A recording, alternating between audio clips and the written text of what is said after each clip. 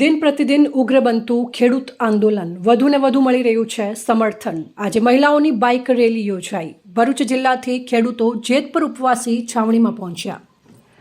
જેતપુરમાં ખેડૂત આંદોલન દિવસે ને દિવસે આગળ વધી રહ્યું છે અને ગુજરાત રાજ્યના ગામે ગામથી જન સમર્થન મળી રહ્યું છે।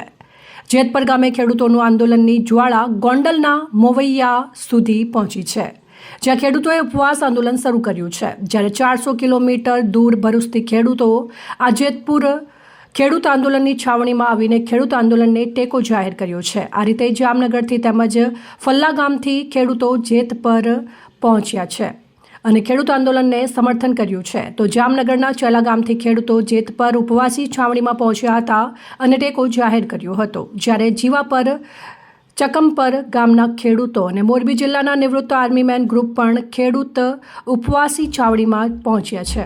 ખેડૂતો આંદોલનને ટેકો આપ્યો છે। જ્યારે મહિલાઓએ એક્ટિવા બાઇક રેલી મોરબીના નવા બસ સ્ટેન્ડ પાસે સરદાર પટેલની પ્રતિમા પાસેથી શરૂ કરીને બાઇક રેલી જેતપુર ઉપવાસી છાવણીમાં પહોંચી હતી, જ્યાં ખેડૂત આંદોલનને ટેકો જાહેર કર્યો છે।